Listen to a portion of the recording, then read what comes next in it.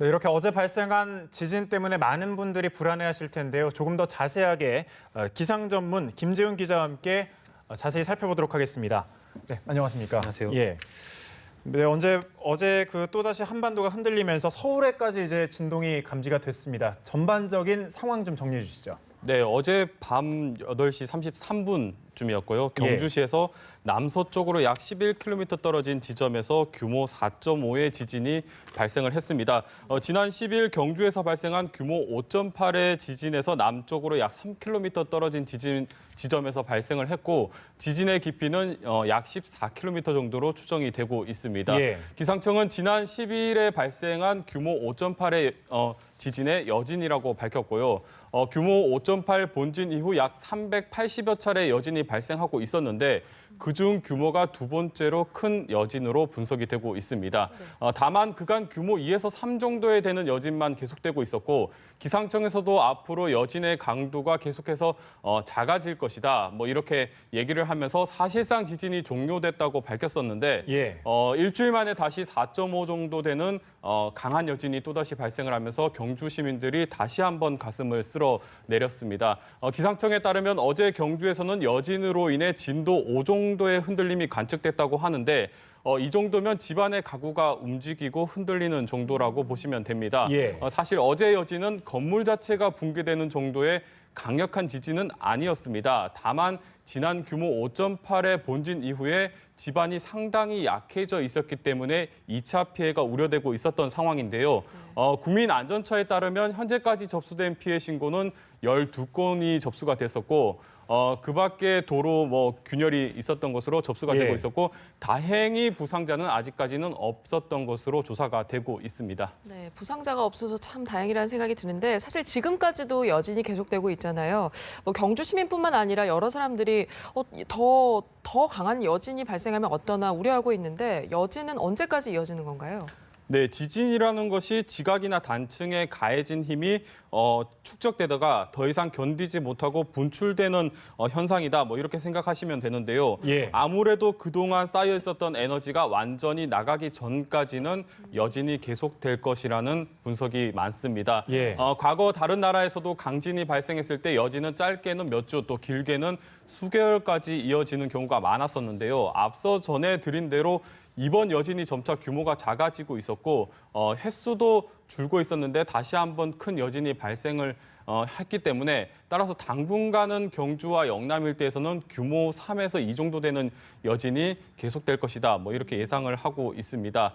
그나마 한 가지 다행인 것은 본진, 그러니까 지난 12일에 발생한 규모 5.8의 지진보다는 작은 규모의 지진이 발생을 했기 때문에 현재까지 많은 전문가들의 의견은 대규모 지진으로 번질 가능성은 좀 낮다, 뭐 이렇게 보고 있고요. 그러니까 일부에서 우려하고 있는 강진의 전조 현상은 아닐 것이다, 뭐 이렇게 얘기를 하고 있습니다. 네. 다만 이번 규모 4.5라는 비교적 강한 여진이 발생을 했기 때문에 또 다른 에너지가 다른 지각에 전파가 됐을 가능성이 있겠고요. 예. 또 이번 지진이 양산 단층대에서 발생을 한 것으로 보고 있는데 실제로 이 양산 단층대 주변에는 7개의 단층대가 더 지나가고 있습니다. 즉 다른 단층대에 힘이 전달됐을 가능성이 있기 때문에 추가 지진이나 여진 가능성에 대해서는 면밀한 조사가 필요해 보입니다. 네, 앞으로도 계속 좀 살펴봐야 될 부분인 것 같은데 이 경주 지진 전에도 살펴보면 울산 해역에서 진도 5.0의 지진이 있었잖아요. 불과 2개월 만에 이렇게 계속해서 발생을 하고 있는 건데 유난히 이 지역에 이렇게 지진이 잦은 이유는 무엇으로 봐야 될까요? 네, 영남 지역은 지난 7월에 울산 인근 해역에서 규모 5의 지진이 발생을 하면서 가슴을 한번 쓸어 내린 적이 있었는데요. 불과 2달 사이에 규모 5가 넘는 지진이 발생을 했고 또 한 번 이번에 강한 여진이 발생을 했습니다. 따라서 이 지역은 최근 지각 활동이 과거와는 좀 다른 모습을 보이고 있다. 뭐 이렇게 얘기를 드릴 수 있을 것 같습니다.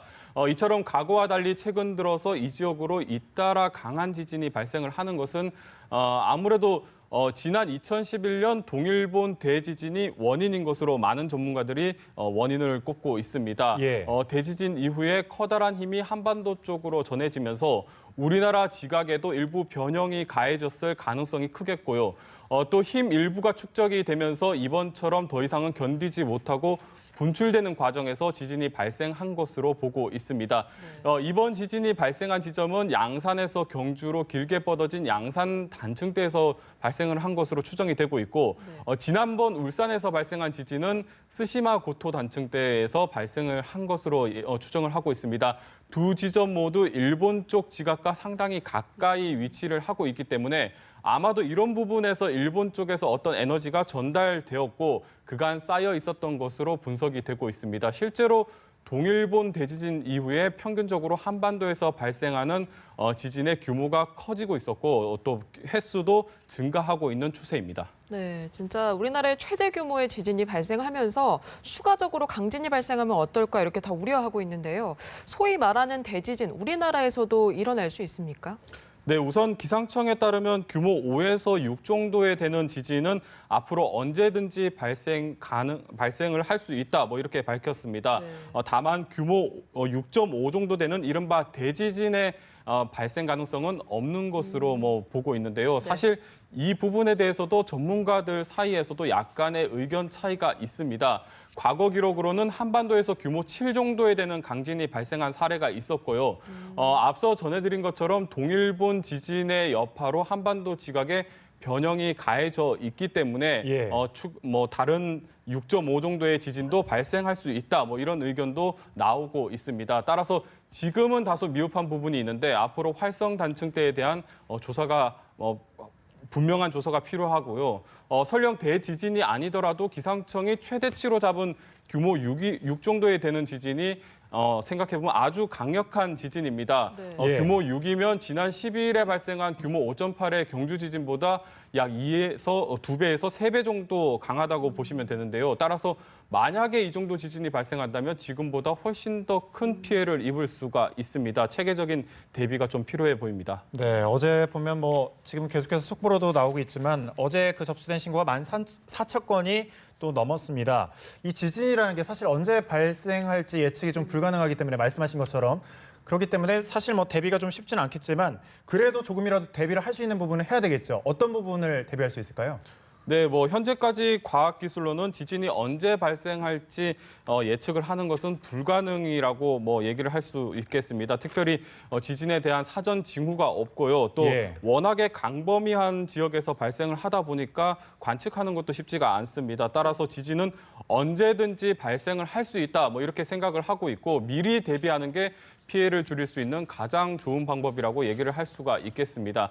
가장 기본적으로 지진이 나면 대피할 수 있도록 대국민 경보 시스템을 만들어야 합니다. 이번 경주 지진으로 안전처의 재난 문자 발송이라든가 늦장 대응이 도마에 오르고 있는데요. 사실 이 부분은 앞으로 체계적으로 좀 잘 갖춰져야 되겠습니다. 참고로 기상청에서는 2020년까지 지진 발생 시 10초에서 20초 안에 언론과 관련 기관에 통보하는 지진 조기 경보 시스템을 구축하겠다, 이런 계획이 있고요. 두 번째로는 지진에 견딜 수 있도록 건물의 내진 설계를 튼튼히 해야겠습니다. 현재 많은 건물들이 내진 설계가 되어 있지 않고 심지어 재해 재난 시 대피하는 학교조차도 내진 설계가 상당히 부족한 것으로 드러나고 있는데요. 앞으로 이 부분에 대해서도 확실한 대비가 필요해 보입니다. 마지막으로 지진이 발생한다면 피해 요령도 상당히 중요할 텐데요.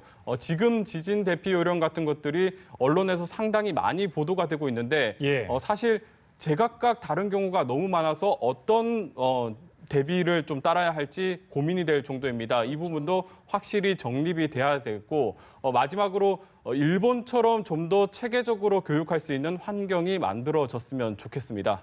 네, 아무래도 이제 지진 더 이상 안전지대가 아닌 만큼 지진 대비책에 대해서는 좀 확실히 알아두는 게 좋겠군요. 네, 소식이 또 들어오면 또 한번 모셔서 이야기를 들어보도록 하겠습니다. 고맙습니다.